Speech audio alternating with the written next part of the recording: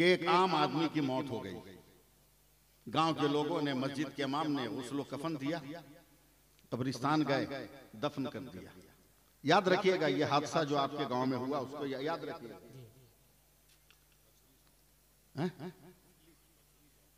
हादसा हुआ है,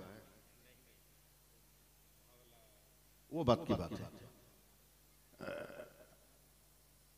मर गया एक आम आदमी, कब्रिस्तान ले गए लोग, सुन्नी है, मिट्टी दी, फातिहा पढ़ा।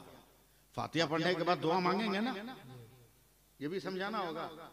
दुआ मांगने के बाद अहले हदीस की तरह हाथ झटक के नहीं भाग जाएंगे। सुन्नी है तो चेहरे पे हाथ मलेंगे ना।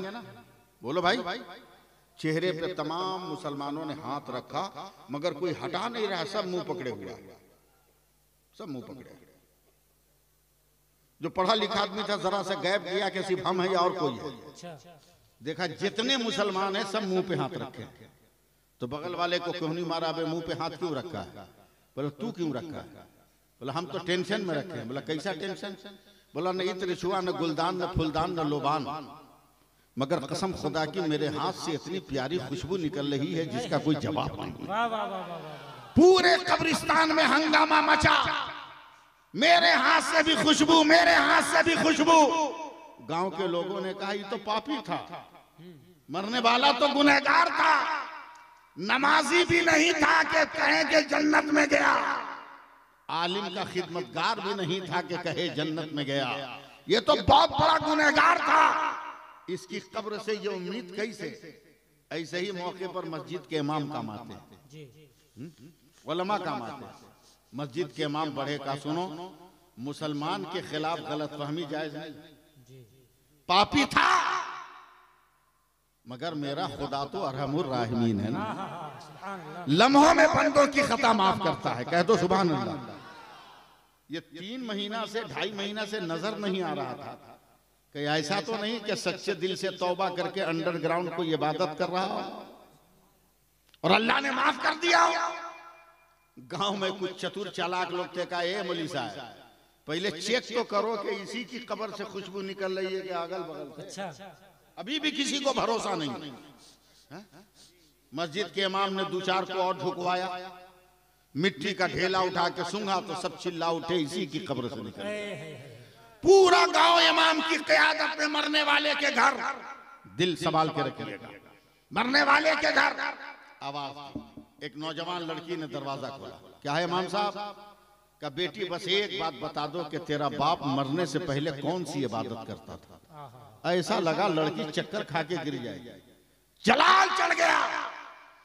कहा इमाम साहब कम से कम आपको ये लफ्ज नहीं बोलना चाहिए था, आप तो मेरे बाप की नस नस से वाकिफ हैं। क्या इस रुए जमीन पर मेरे बाप से भी बड़ा पापी आप लोगों ने देखा है? क्या आप उसकी इबादत का जिक्र सुनने आए हैं? भूल गए मेरे बाप का पाप कि जब मेरे बाप ने मेरी मां से शादी किया तो मेरे नाना ने मेरी मां को कुरान दिया था। मेरी मां रोजाना फजर की नमाज पढ़ के कुरान की तिलावत करती थी। आप बोलो या ना बोलो, मैं तो बोलूंगा सुभान अल्लाह। रोजाना कुरान की तिलावत करती। मेरा बाप शराब के नशे में आता, माँ के बाल को पकड़ के घसीट के आंगन में लाता, लातों मुक्कों से मारता। का मेरे घर में ये सब नहीं चलने वाला। मगर कभी मेरी माँ ने बद्दुआ नहीं किया। कौम की बेटियों मेरे लफ्जों को सुनो, बात बात पे शौहर से इख्तिलाफ, बात बात पे तलाक का मुतालबा, और मालदार लोगों तुमने अपनी बेटियों को स्कूटी देना शुरू कर दिया कि टेंशन मत लो, ससुराल में झगड़ा हो तो स्कूटी पे भागाओ। होश में आओ, मेरे जुमले सुनो। कभी मेरी माँ ने, वो लड़की कहती है इमाम साहब मेरे जालिम बाप के लिए बद्दुआ नहीं किया। जब मेरा बाप थक कर मार कर चला जाता तब मेरी माँ रोते हुए लहू लहान हाथों को उठाती, कहती है खुदा जालिम है तो क्या हुआ, मेरा शौहर है, मेरी तिलावत के सदक़े में उसको हिदायत दे दे, मेरी तिलावत के सदक़े में उसको मग़फ़िरत दे दे। कलेजा फट रहा है बोलते हुए, पता नहीं आप कैसे सुन रहे हैं। इमाम बहुत तेज थे और इमाम को तेज होना भी चाहिए, ज़हीन होना चाहिए, बर वक्त फैसला करने की सलाहियत होनी चाहिए। समझ गए कि इबादत कहेंगे तो एकदम चिढ़ जाएगी, इमाम ने एक जुमला इस्तेमाल किया, चलो बेटी इबादत न सही, नमाज रोजा न सही, तेरे बाप की जिंदगी में 2-3 महीना में कोई तब्दीली आई है क्या, कोई बदलाव आया है क्या? तब वो कहती है हाँ इमाम साहब एक बात तो है। बोला क्या? बोला जिस दिन मेरे माँ को जालिम ने लात मारी और मेरी माँ की रूह निकल गई, मेरी माँ इंतकाल कर गई, आप ही लोगों ने दफन किया।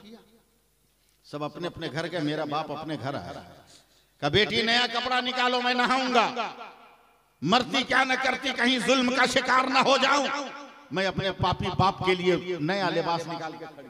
मेरे बाप ने गुस्ल किया, हाथ जोड़कर कहता बेटी अल्लाह गवाह है कभी तेरी माँ के लिए मैं कभी सिंगार का सामान न लाया, लेकिन देख उसके सिंगार के बक्स में अगर सुरमा हो तो दे दे। आज मेरी आंखों में तमन्ना जाग रही है कि मैं अपनी आंखों में सुरमा लगा लूं। लड़की कहती है कि इमाम साहब मैंने बड़ी तलाश के बाद सुरमा दिया, मेरे बाप ने लगाया, आंखें सुर्ख है, आंसुओं से लबालब है। मेरा बाप फिर हाथ जोड़कर कहता बेटी आज तक मैंने टोपी इस घर में खरीद कर नहीं रखा, मगर आज मुझको शर्म आ रही है कि मैं नंगे सर रहूं। तेरी माँ का दुपट्टा कोई हो तो उसका कोना फाड़ कर दे दो ताकि मैं अपने सर पे बांध कर सर पे टोपी सजा लूं, सर को ढांप लूं। मैंने टारगेट किया है जिसे माँ ने छोड़ा था। दिल थाम लीजिए, मैं कांप गई कि माँ की हयात में तो कुरान के एक हर्फ को ये बिगाड़ ना सका, कहीं माँ के इंतकाल के बाद कुरान की गुस्ताखी ना करे। मैं दौड़ी कुरान को बचाने के लिए कि मेरे बाप ने ऐसी लात मारी है कि मैं जमीन पर गिरी और मैं भी जख्मी होकर जमीन पर पड़ी के पड़ी रह गई।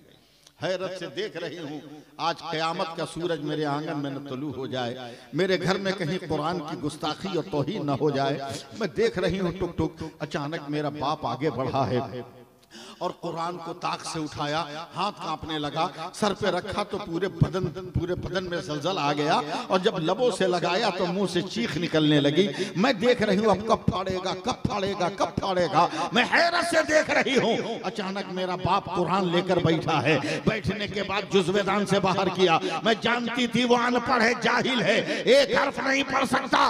कुरान के वरक को खोला तो मैं कांप गई, कहीं आज ये कुरान का कागज न फाड़ डाले। मगर मेरी नजरों ने देखा इमाम साहब कि मेरे बाप ने रोते हुए अपना हाथ उठाया है दाहिना और शहादत की उंगली को कुरान की आयत पे रखा है और रखकर मेरा बाप रोकर कहता है ऐ मेरे खुदा तू जानता है मैं जाहिल हूँ, अनपढ़ हूँ, मैं एक हर्फ नहीं पढ़ सकता, मगर इतना तो ईमान है। तूने ये कहा ये भी सच है, तूने ये कहा ये भी सच है, तूने ये कहा ये भी सच है, तूने ये कहा, अरे यार क्या आप सुनोगे, आप समझ में नहीं आता। तूने ये कहा ये भी सच है, तूने ये कहा ये भी सच है। उस दौर के उलमा ने फतवा दिया यही हक्कानियत है कि अल्लाह ने उसे जन्नत अता कर दिया है। यकीनन तेरे गांव का आफताब शहीद हो गया, लेकिन न जाने उसने मरने से पहले कौन सा ऐसा पल गुजार लिया हो कि खुदा ने शहादत की मौत दे दिया है, शहादत की मौत दे दिया है। और शहीद मरता नहीं है, शहीद अपनी कब्रों में जिंदा रहता है।